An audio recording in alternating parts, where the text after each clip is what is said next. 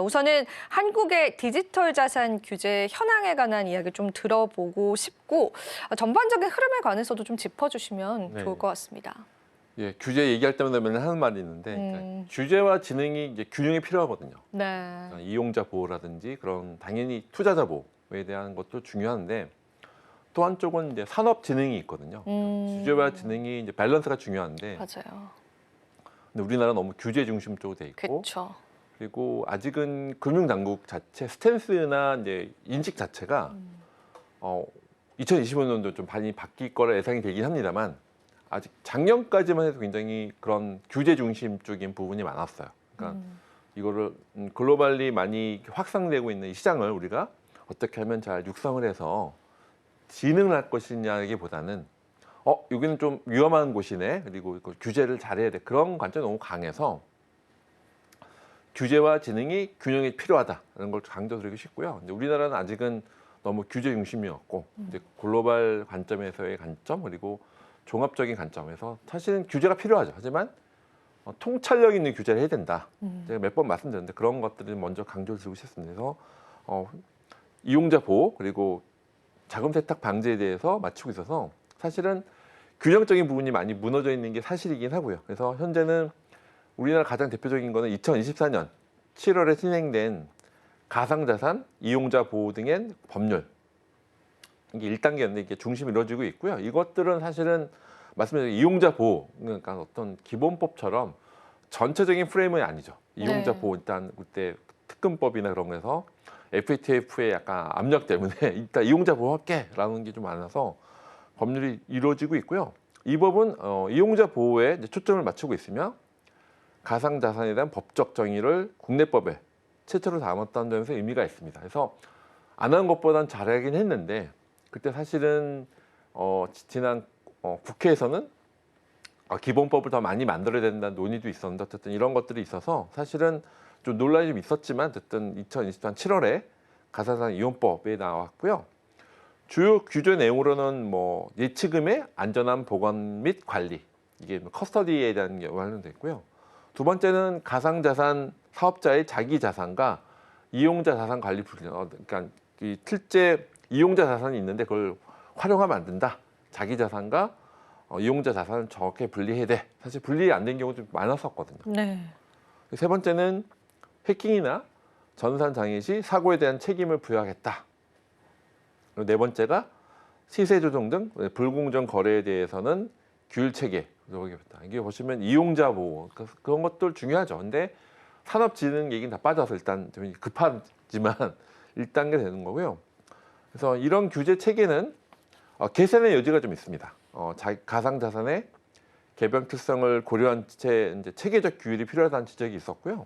왜냐하면 이게 너무 기존 금융권에 있었던 잣대를 갖다 놓은 거예요. 그러다 보니까 디지털 자산에 대한 것들이 좀 필요하다는 게 있었고 증권형 가상자산, 뭐 결정 스테이블 코인에 대한 다양한 디지털 자산 유형에, 그러니까 지금 몇 번 말씀드렸지만 스테이블 코인도 있고, 뭐 CBDC는 예외야라고 이제 나중에 한국에 강력하게 얘기해서 그냥 빠지긴 했는데, 그래서 이렇게 규제 내용 자체는 이용자 보호에 대한 방점이 있긴 합니다만, 말씀드렸지만 전체 디지털 자산 이때는 사실 트럼프가 나오기 전이었어요. 네, 맞아요. 그래서 사실은 급하게 일단은 너무 이제 워낙 사건 사고 많았죠.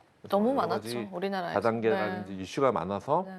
이용자 보호라는 측면이 많아 사실은 기본법으로 잘 프레임을 잡으면 좋았는데 이게 워낙 그런 요구들이 많아서 일단 1단계로 규제부터 들어갔죠, 사실은. 규제부터 해서 그때 윤창희 의원 중심으로 해서 사실은 일단 이용자 보호 그러니까 그때 뭐 사건 사고가 많았죠. 뭐 그때 금양국 의원 뭐 그때 여파도 있었고 여러 가지가 이용자 보호 해야 된다. MM 멀티마켓 이렇게 MM 것도 많아서 마켓 메이킹 그런 것도 너무 시세 조정도 너무 많아. 그리고 이용자 보호도 해야 되지 않겠어. 그래서 일단은 그런 것들이 먼저 강화가 되면서 사실은 아쉽긴 합니다만 일단은 이용자 보호법이 이제 2024년 7월 그래서 가상자산 이용법이 일단 나와서 이게 첫 번째 어댑션 된 거는 의미가 있긴 합니다만 뭐 저 개인적으로 많이 아쉽긴 한데 이제 이렇게 좀 터서 자산 규제 현황은 여기에 있다 보시면 될 것 같고 그리고 뭐 STO라든지 사실은 법이 더 개선이 됐어야 되는데 국회에서 안 되면서 이번 국회로 넘어왔는데 지금 또 우리나라 시국이 일어나면서 그쵸. 사실은 약간 가버넌스가 좀 많이 좀 사실 얼마 전에 저도 식사하면서 이제 업계에 있는 분들하고 아니면 이제 학계분들 변호사분들 식사하는 자리가 있었는데 좀 안타깝긴 하죠. 왜냐하면 트럼프 2.0에 맞춰서 네. 이렇게 트럼프 2.0 나왔으니까 우리가 이렇게 정비도 하고 미국과 좀 만났을 때 골프만 치는 게 아니라 이렇게 좀 가상자산 얘기를 하면서 이렇게 전략적인 얘기를 하는 게 뭐 중요한 타이밍이에요 지금이. 네. 중요한 타이밍인데 그게 좀 우리나라 시국상 지금 약간 금융 당국도 좀 약간 좀 손을 놓은 듯한 느낌 현재는.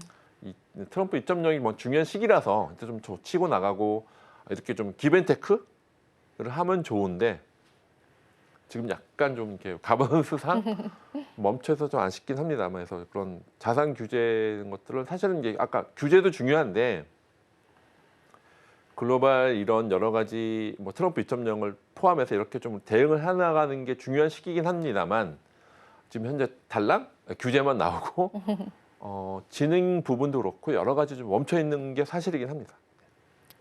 맞습니다. 사실 이제 근데 그도 그럴 것이 이제 국내에 갑자기 가상자산 이용자들이 늘어나게 되면서 여러 사건 사고가 좀 있었습니다. 그래서 그 부분들에 관한 규제가 우리 국내에서는 먼저 조금 선 반영되었다라고도 볼 수 있을 것 같아요. 하지만 앞으로는 좀 지능과 규제가 함께 공존하는 법안들이 좀 마련이 돼야 될 것 같은데 사실상 이 규제가 필요하기는 합니다만 이 규제 때문에 또 국내 같은 경우에는 다른 나라 대비해서도 어느 정도 제약들이 많이 생겼잖아요. 가상자산 거래를 했을 때 그 영향력들 우리가 어떻게 좀 바라볼 수 있을까요?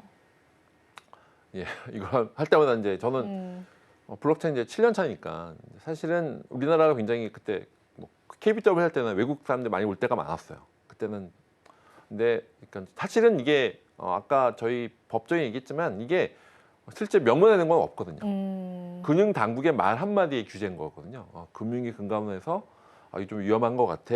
너희가 이렇게 이제 사실은 뭐 특근법이나 아까 이용자 보호법이 나오기 전까지만 해도 이게 사실 명문화된 법이 없었죠.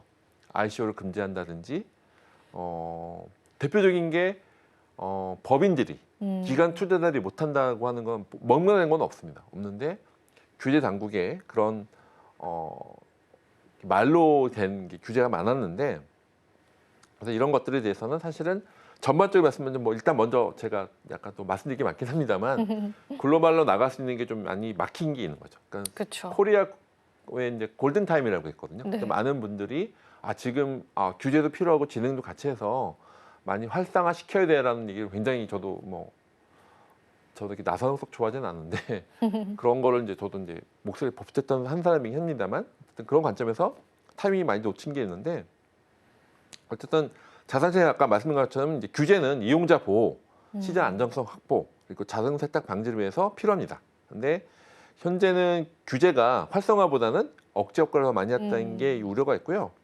뭐 전체 해외 거래소들도 원래 한국 진출하려고 했는데 무산된다든지 그리고 사실 몇 번 나왔지만 어피스 비싼 같은 소수 국내 거래소의 이익이 너무 독점을 됩니다. 사실은 이게 생태계 확장이 되려면 네. 뭐 바스프라든지 그 실제 뭐 은행과의 거래 그 트는 것 자체 약간 또 많이 활성화 시켜야죠. 사실은 더 건전하게 5개, 6개가 아니라 더 확장하면 좋은데 금융 당국에서는 그걸 약간 일종의 권력인 거죠. 너희 5개만 해. 닥사 말씀하시는 거죠, 그죠? 닥사라고 요즘에 탁사 네. 그런 것처럼 우리 안에 나 허락을 받아야만이 사실은 외국은 일본만 해도 지금 한 17개 거래소가 거래소가 있습니까? 있고 이제 네. 그렇게 금융사서 보면 이게 거기 약간 좀 사단법인처럼 우리는 관여 안 할게 너희 자발적으로 잘 해라고 하는 해라, 건데 네. 우리나라는 은행하고 이제 그런 은행 계좌 있는 부분에서 연결된 아까 말한 닥사라든지 그런 체계가 있긴 합니다만 그것도 약간 독점적인 게 있고 사실은 더 확장이 돼야 되죠. 사실은 이렇게 말하면 나중에 금융위원회 이렇는데 사실은 이거 좀 괜찮으면 더 확산을 시켜서 더 경쟁을 시켜서 선순환이라고 할까요? 건전한 생태계를 만들기 중요한데 지금 너무 이제 독점돼 있는 게 맞고요. 산업 발전이 이제 저의 가능성이 있는 거죠. 이렇게 아니면 스타트업들도 네. 블록체인 스타트업이나 이제 사실은 우리 벤처에서도 블록체인 하면 너는 거의 무슨 유해 약간 좀 거의 유사 수신 내지는 네. 넌 유해한 거야라고 그런 게 많아. 지금 안게 사라지긴 했습니다만 사실 그런 게 많았거든요. 그래서 그런 식으로 이런 너무 규제 장치가 너무 이렇게 너무 바이어스 되는 게 많아서 사실은 뭐 이서구 두나무 대표도 한국은 규제 단계만 머물러 있어 대책이 시급하다 지적도 했었고요. 이제 글로벌 트렌드에 대해서 이미 많이 뒤처져 있다고 생각합니다. 이런 것은 뭐 이서구 대표뿐만 아니고 뭐 대형 거래소뿐만 아니라 많은 교수님들 실제 업계에 있는 분들은 이렇게 규제 개선이 필요해라고 하는 보이스는 많이 내고 있는 상태고요. 뭐 저도 이제 부족하다 뭐 이렇게 내고 있는 상태인데 이런 규제에 대한 것들은 좀 많이 왜 투자자 보호가 중요하죠.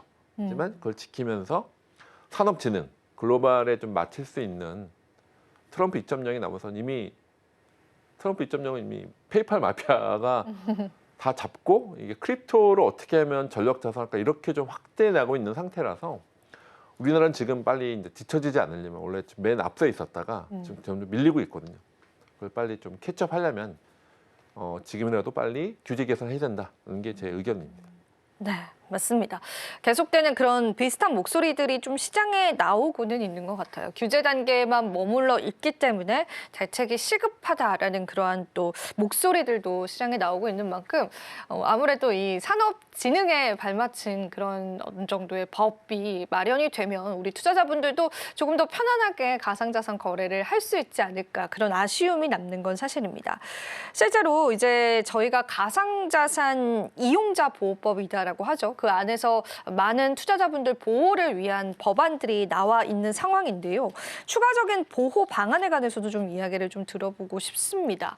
교수님 한번 이야기 부탁드려보겠습니다. 네, 이용자 보호법은 뭐 다른 데서 많이 나오긴 했습니다만 일단 예치금, 안전보관, 그리고 자산 분리, 불공정 거래 규제 등 통해서 이제 투자자를 보호가 좀 합니다. 이게 기본적인 프레임이고요.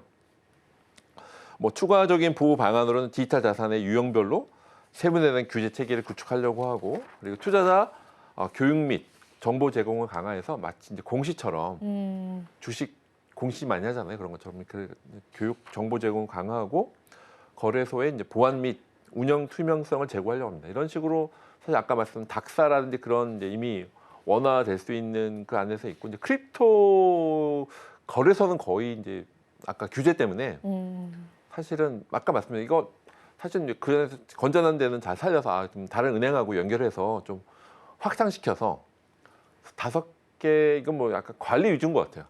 관리하기 편하게만 하는 것 같고 사실은 더 확대하면 좋긴 한데 사실은 닥사만 있는 상태인데 이렇게 그 안에서 원화 거래하는 것든지 뭐 투자 교육이라든지 정보 제공 강화 이런 건 좋긴 합니다만 이런 것들이 다 실질적인 부분은 좀 더 확대를 하는 게 낫지 않을까 생각이 있고요. 그러면 말씀드렸던 여러 가지 예치금이라든지 투자자 보호 장치는 일단 기본적인 보호 장치는 아까 말씀하셨던 그 안에 프레임을 이제 갖췄다고 보시면 될 것 같습니다. 지금 바로 구독을 눌러보세요. 실시간 경제 뉴스, 투자 전문가들의 다양한 시황과 정확한 분석, 또 알찬 투자 정보까지 신뢰할 수 있는 저희 서울경제TV와 함께하세요.